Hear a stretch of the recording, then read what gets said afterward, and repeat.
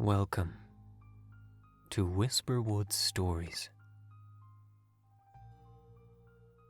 Today is a special video as I'm going to be reading a long story by GasStationJack on r/nosleep. He's written many popular stories on the subreddit, and today we're going to do part 1 of Welcome to Bedside Manor. If you like this story, be sure to check the description where you can purchase more of Jack's stories wherever you buy books.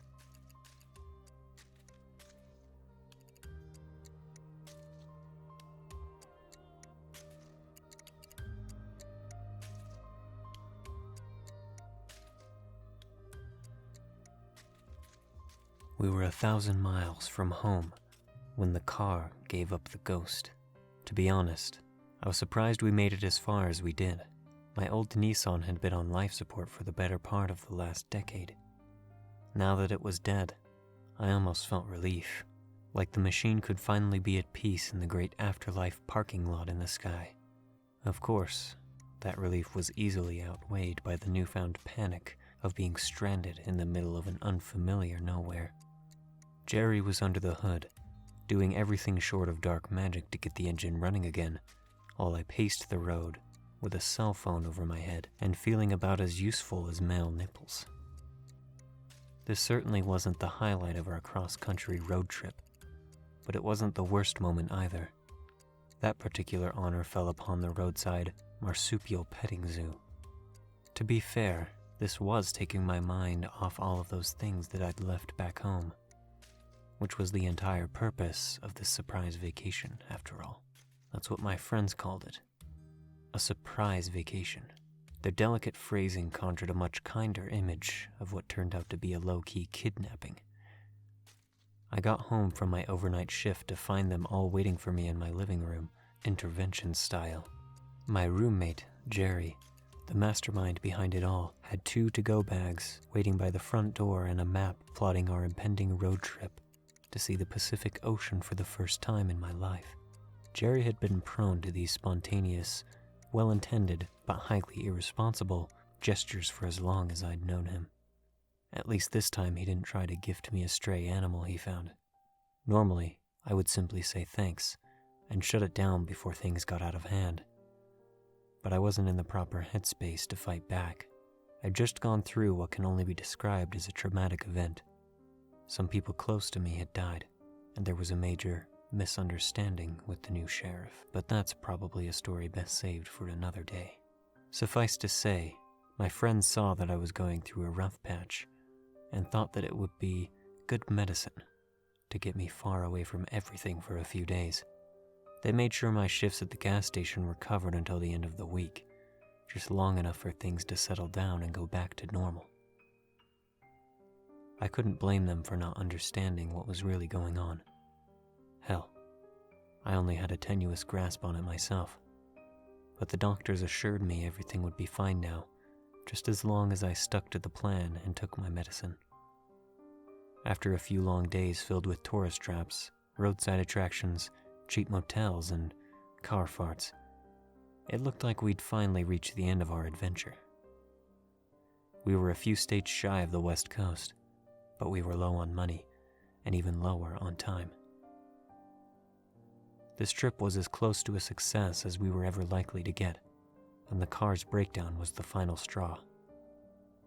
I decided to give Jerry a few more seconds of vacation before breaking the news to him, which is why I was taking so long looking for cell service when I knew that there was none to be found all the way out here. When I got back to the car, Jerry popped his head out from under the hood and said, "Okay, try the engine now." I turned the key to the sound of stubborn silence. "Nada," I announced. "Really? I bypassed the ignition switch. It's not the battery or the starter. Spark plugs are good. Fuses are good. Wiper blades are new. Blinker fluid is full. Maybe it's out of gas," I offered, exhausting the full extent of my vehicular knowledge. "No, it's still got half of a tank." He slammed the hood shut and said, "Well, I'm gonna go make friends with a tree. When I get back, I'll start taking the engine apart In the meantime, you should build a fire and find something to cook. We may be here a while." "That plan isn't going to work." "Relax, dude. It's just an expression. I'm not really making friends with the tree," he scoffed. "If anything, I'm about to give it a good reason to be mad at me." "I meant we can't set up camp here hoping for a miracle or a friendly passerby. What are the odds a good Samaritan would take the same shortcut we did?" I wasn't trying to be mean, but he was the one to discover this brilliant alternate route between highways over an hour ago, and in that time we hadn't seen a single car besides our own. Our path had been nothing but acre after acre of farmland and trees, and of course, that one enormous house back at the top of the hill. "All right," Jerry relented. "What's the plan then? Did you clock that spooky house we passed about a mile ago?" He laughed. "How could I not? It was so extra." He wasn't wrong. The place stuck out like a pink bikini at a funeral. Unlike the traditional farmhouses and double wides that decorated most of our adventure through the back roads of the American South, this place was a certifiable mansion, a mix between Greek Revival and Gothic architecture, including spires, columns, and even a widow's walk. I wouldn't have been surprised to see a gargoyle or two hanging out on the roof, and I would have bet my last dollar the place was haunted.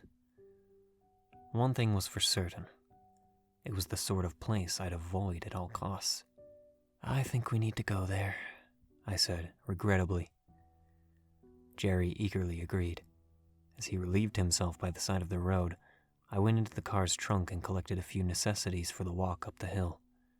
A bag of trail mix, bottle of water, and some sunscreen. I wasn't expecting this to take very long, but not very long was exactly enough time for me to burn, and poor preparation had kicked my butt too many times lately. Jerry must have had a similar thought. He came up next to me and reached under our bags, pulling the baseball bat from its hiding place. "What's that for?" I asked. "Protection, duh. There could be wolves out there." "No, dude. No weapons. I don't want to show up at a stranger's home looking any more suspicious than we already do." "Oh, good point." He tossed the bat inside and slammed the trunk shut. I thought we had everything we needed. I thought we were being smart by leaving the weapon behind. In retrospect, it was the first of many bad decisions. It took half an hour to get to the top of the hill. Another 5 minutes just to walk up the winding driveway through the meticulously manicured lawn. When we finally reached the enormous double doors, I was too exhausted to even feel nervous anymore. Jerry knocked while I fished, unsuccessfully, for cell reception. "Who do you think lives here anyway?" Jerry asked. "Some kind of supervillain? King of the farmer folk, the monsters?" If I had to guess, probably the kind of people whose family used to own people. The door opened, and I quickly remembered how to feel nervous again. "Can I help you?" The old woman croaked in a voice that sounded like paper tearing. She was a little over 4 feet tall and dressed like a Victorian-era doll, with gray hair tied back below a cloth bonnet, bristly nose hairs, skin the color of canned meat spread, and the thickest pair of wireframe glasses I'd ever seen, magnifying her pupils to the size of quarters. Put it bluntly, she was difficult to look at for me. I nearly dropped my phone, but Jerry didn't even flinch. He just tipped an imaginary hat and said, "Hello there, ma'am. My name is Jerry, and this here is my associate, Jack. We hate to be a bother, but our vehicle broke down just up the street, and we were wondering if it might be possible to—" "I wasn't expecting any more company," she interrupted. "Are you sure you have the right address?" Jerry and I shared a look. "No, ma'am," he said. "I was just saying that our car stopped working out of the blue. We were stranded on the side of the road, and Jack is a nervous Nelly, so we decided—" "All the guests have been accounted for," she said, her voice registering somewhere between a creaking door and an angry drill sergeant. "You must check your invitations, please." Jerry took a breath and rubbed his hands together. "Is there someone younger we can talk to?" "Jerry," I snapped. Relax, dude. I don't even think she can hear us. I pushed him out of the way, stepped up to the feeble old woman, and looked into her enormously magnified eyes. Excuse me, I said gently. We need to use your phone, please. She tilted her head up, then back down, presumably giving us both the once-over. Then she turned around and said, Follow me this way to the telephone machine. Local calls only. No long distance, please. As she disappeared into the bowels of the ancient manor, I hesitated. A familiar feeling was washing over me, one I could neither trust nor ignore. A feeling of dread and an unshakable sense that something was wrong here. Only this time it felt stronger. It felt realer. Before I could comprehend what was happening, Jerry had already marched past me into the dark entryway, leaving me all alone with my paranoia. I took a breath, then plowed ahead after them. The short, elderly woman spoke in a dry monotone as we followed her past the entryway into an enormous great hall that wouldn't have looked out of place on the first-class deck of the Titanic. I was only halfway listening, but I picked up enough to understand that she was reciting the house's history like some kind of tour guide. The home was built in 18-something by Colonel someone. It began as a plantation, I knew it, and then served as a hospital during the Civil War, or as she worded it, the War of Northern Aggression. As her words droned on, the interior of the manor was busy telling its own story. The hardwood floors with century-old claw marks, the enormous painting hanging over the fireplace depicting a man with sideburns and a "I dare you to" grimace. The suit of armor, bearskin rug, crystal chandelier. I half expected to see a diamond billboard sign reading, "We have old money." The air smelled of tobacco and old books. Voices muffled from far away transferred through the walls. There was a jovial nature to them, some laughter even. The place was alive with people. At least, I hoped that was what I was hearing. At the base of the grand staircase was a thin door. The woman opened it, revealing a much less impressive set of steps leading into the basement. She descended, and Jerry followed. I considered the wisdom of staying put, keeping the exit in sight just in case one of us needed to make a break for it. I looked over my shoulder to make sure the door was still there. Not that it would do much good. If things went south again, I knew I wouldn't make it very far on my own. When I turned towards the basement, it was already too late to tell them to stop or wait. I looked back at the exit. I was stranded. It's remarkable, really, that even with my attention being pulled in such opposite extremes, I somehow managed to notice the shelf of books against the wall by the fireplace. Even more remarkable how I gravitated towards it, almost unwillingly, how time stood still, how I forgot that I was only there for a moment. And in that moment, I must have pulled a book and begun reading. It had been ages since I let myself relax and get lost in a good story. What the hell am I doing? Time whip-snapped back into place around me. How long have I been standing here? I was already a chapter and a half in. I closed the book and inspected it. The Basilisk Stare. It was an Agatha Christie mystery that I'd never heard of before. Strange. I thought I'd already read everything she'd written. How did this one escape my radar? All at once, I became aware of an unsettling presence. A looming shadow. The same feeling you get when a cop car starts tailing you on the interstate. I put the book back where it belonged, then turned around and confirmed my suspicion. I was no longer alone there. A young woman was silently watching me. For how long, I don't know. I was willing to give her the benefit of the doubt and say she wasn't Edward Cullining me this entire time. She wore a light blue formal dress, one that could have been plucked straight from the 19th century, complete with a hoop skirt and white, elbow-length gloves. She was about my age, assuming she wasn't a ghost or a vampire, of course.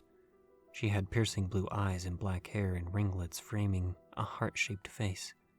In her hands she held an old book, the cover worn down enough to obscure the title. She didn't say anything. She didn't smile or nod. She just stood there, quietly staring. I thought this behavior was a little weird until I realized that I was guilty of the same thing. I managed to get out the words, "Oh," and "Hi," in that order. She turned her gaze momentarily to the bookshelf, then back at me. Her voice was barely more than a whisper. "You're like me, aren't you?" I didn't answer right away. I didn't know how to answer. Part of me, deep down, wanted to say yes, but I couldn't understand why. Instead, I tried, "What do you mean?" When she spoke again, her voice had a little more heft. "There's something wrong with you." The way she said it carried no malice. It was an innocent statement. I gave an honest response. "Yeah, how did you know?" Her next question made the hairs on the back of my neck stand at attention. "The weird stuff, does it follow you too?" I looked around to make sure that we were still alone before answering, "I don't know yet." "This way, please." The old woman had returned. Despite the word "please," I could tell that it was more of a command than a request. The girl with the piercing blue eyes stepped in front of me, shelved her book, and walked away without another word. This time, when the old woman descended the stairs, I was quick to follow. The sooner we got a call into a mechanic, the sooner we could leave this place forever.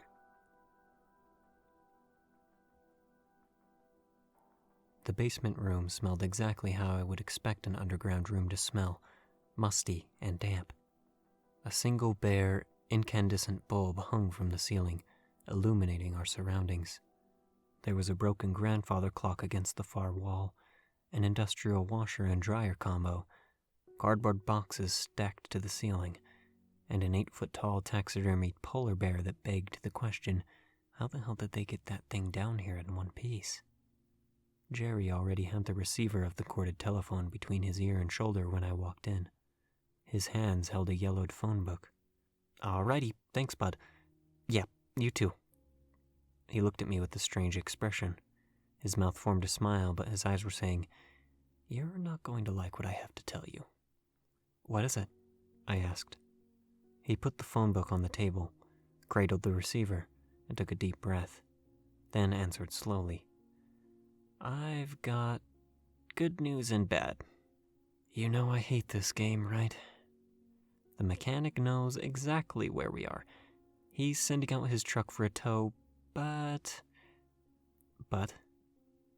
he won't be able to get us until morning." "Then we try someone else?" "Yeah, about that. He's the only mechanic in the entire county." "Oh, did he tell you that?" "He's the only mechanic listed in the phone book." What? How is that even possible?" I stepped over to the table and picked up the book. It immediately opened to the page for the mechanics. If I weren't so paranoid, I might not think anything about it. But the fact that it fell open directly to the exact spot I was looking for registered less as serendipity and more as a red flag, big enough to propel a sailboat. I sighed once and saw that he was right. A single entry under Mechanics Automotive. I put the book away and said, "That's fine. We can make it through one night in the car. We've survived a lot worse." I nearly jumped out of my skin when the old lady began speaking. I had honestly forgotten she was still there. "If this is what must be, I will not begrudge any travelers the safety of shelter for one night. There is a spare room available on the 3rd floor, the Woodrow Harper suite." "Oh, no," I said. "We couldn't possibly accept such an imposition." Jerry made a noise that sounded like a quack and said, Yes we can." "What are you talking about?" She insisted. "It's no imposition at all. My family has long been blessed with the fruits of fortune. It is only right that we extend the hospitality to those in need. However, there is one condition upon which I must insist." No, really, I said. It's okay. No, really, Jerry echoed. Did you say sweet? The bad feeling in my gut was growing stronger by the second. Jerry, do you mind if I talk to you in private for a moment? He followed me to the far corner, below the watchful eyes of the dust-covered bear. I don't like it, I whispered. There's something wrong here. Something about this place doesn't make sense. For a flash instant, I thought I saw something crawling up the wall next to us. But upon closer inspection, I realized that there was nothing there. My mind has a tendency to play tricks. Jerry didn't bother with the inside voice. Yeah, I know. It's creepy. But Grandma over there hardly strikes me as a murderer cannibal. I'm reasonably certain that if push comes to shove, we can take her. I looked over my shoulder to see if Grandma had heard us. If she had, her face didn't show it. I turned back to Jerry and continued. It's not her I'm worried about. Then what is it?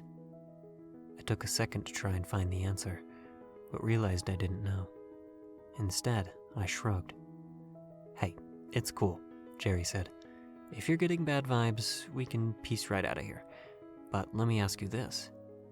If your gut is correct, if something is wrong, do you really think we'll be any safer waiting out in the car? He had a point. Whatever was triggering my nope radar could probably follow us a mile down the road. But if we did go back to the Nissan, at least I could spend the night with a baseball bat in my hands. The old woman's patience must have finally run out. She turned to the stairs and called over her shoulder. Follow me this way. I will show you to your room. Jerry read the look on my face and tried to pump the brakes. Actually, we're just gonna rough it in the car tonight. No need to show us any... Oh, she's already gone. We hurried up the stairs behind her. When we'd all re-emerged onto the ground floor, she started towards the grand staircase. But Jerry and I took a different route, heading straight for the front door.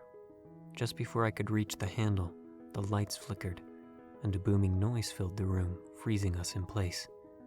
The sound of a distant explosion lingered for a couple of seconds, then dissipated. If I didn't know better, I would have thought that it sounded like thunder. I broke free from my deer-in-the-headlights moment and opened the door to see that the sky had turned a murky black. Waves of thick, torrential rain rocked the trees on the horizon like hands frantically waving goodbye to the world. I'd been through enough tornadoes to know what bad weather looked like, but this was something different. A bolt of lightning cracked open a tree on the other side of the road. A half-second later, the noise washed over us. I instinctively stepped back and shut the door. Jerry laughed. Well, I guess that settles it, huh? Looks like we're hunkering down for the night, whether we want to or not. It appears the looming tempest has finally reached us. Once again, the old woman snuck up on me, only revealing her presence when she spoke. I turned to her. She showed no signs of concern, no smile or frown, no emotion at all, really. She just stood and waited for me to say something, which, after finally finding my voice again, I did. You said there was one condition to our staying the night? Yes, she answered. As you have undoubtedly discovered by now, this is no ordinary bed and breakfast. A typical reservation is made a full year in advance. The experience of spending a night in Bedside Manor is quite valuable, in more ways than one. If you will be present, I expect you to behave as legitimate guests. That means engaging in all of the evening's activities, exploring the various mysteries, and staying in character. Above all else, she raised her voice to emphasize the next part. You must not let any other participants know that you did not pay for a room. Is this understood? Clear as mud, Jerry answered. Excellent. Please follow me to your accommodations. Her explanation was way too much for me to digest all at once. activities, bed and breakfast, character? She continued to speak as we followed her up the grand staircase, further from safety of the outside. Bedside Manor contains 13 bedrooms, 5 for guests, 3 for family, and an additional 5 for the servants. At one point, it was considered quite progressive to allow the help to live within the main quarters, but Eustace Bedside saw it as an exercise in practicality. Keep your friends close and your workers closer. I hung back a few steps and caught Jerry at a safe whispering distance. That storm really came out of nowhere. It's a cloudburst, he said with a shrug. They happen. I got sunburned walking up the hill. There wasn't a cloud in the sky. Good thing we got here when we did, huh? He wasn't taking the hint. Yeah, I said, resigning myself to the situation. Good thing. The old woman reached the top of the landing and waited silently for us to catch up. When we were together again, she continued the monologue, explaining the sordid history of the generations of bedsides, like it would somehow be relevant to the plot or something. I wasn't really paying attention. I just assumed Jerry was listening and could fill me in later. Before we knew it, we were standing beside a reddish-brown door with a mercury knob and a brass nameplate above the front that read, Woodrow Harper, 1846 to 1857. Do you have any questions for me at this time? She asked. Is there a Wi-Fi password? Jerry asked. Bedside Manor offers a full experience in the immersion of a simpler time. We have neither computers nor television machines. Save for emergencies, the telephone will not be available to anyone during the course of their stay. I asked the next question. And what did you say your name was? My name is Margaret. Margaret Bedside, but you may call me Maggie. Thank you, Maggie. She offered us the key, as well as a strange apology. So sorry. I'm afraid there's only one bed in the Woodrow Harper suite. I took the key and replied, That won't be a problem. She looked like there was something she wanted to say, but didn't.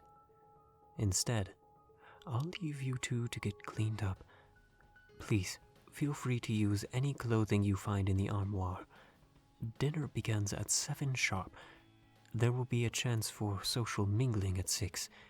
I expect to see you both there. With that, she turned and shuffled back towards the stairs. The room was, in a word, magnificent. There was a king-size bed complete with its own curtains, a separate sitting area by the bookcases, even a crystal chandelier. I tried to keep a calm voice.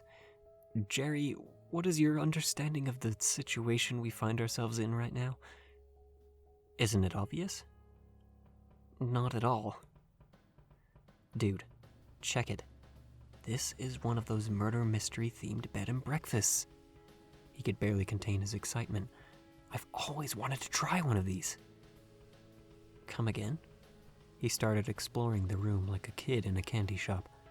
It's like an escape room mixed with a dinner theater. Here's what's going to happen.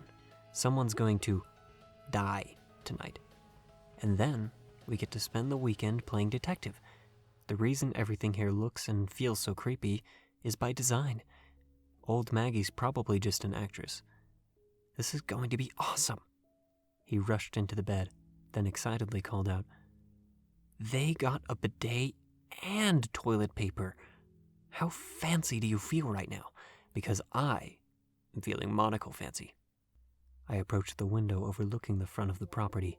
At the rate the surprise storm was churning along, it wouldn't have much longer to go. Eventually, the sky would have to run out of water, right? You are aware that we can't stay here overnight, aren't you? We don't have any of our stuff. We don't have clothes. I left my medicine in the car, and I can't afford to skip another dose. Not after what happened last time. I thought about the moment earlier at the bookshelf, about the lost time, and then I thought about the girl with the blue eyes. Jerry soon interrupted my train of thought, returning to the main room wearing a silken bathrobe around his neck like an oversized scarf. "Yeah, I haven't forgotten about that," he said. "Tell you what, when the storm clears, maybe we can pull an Irish goodbye. But in the meantime, let's see if this wardrobe comes with its own complimentary Narnia portal." He opened the double doors of the armoire, took a step back, and whistled. "What is it?" "Hey, Jack, what size of suit do you wear?" "I don't know, medium? Why?" I crossed the room to see that the piece of furniture held 2 complex tuxedo suits of formal wear, with tails and top hats, no thank you, shoes and bow ties, exactly 2 sets. At a glance, they seemed like they would be pretty close to Jerry's in my sizes. The pull-out drawers beneath the suits contained socks and underwear. The bathroom contained 2 unopened toothbrushes. Jerry showered first. When he was done, he tried on his clothes to find that they fit perfectly. After my own shower, I wasn't even surprised that mine fit, like every piece had been tailored specifically for me. Coincidences abound, but even Jerry had to admit that this one was a little too lucky. Everything about this room felt like someone had been expecting us.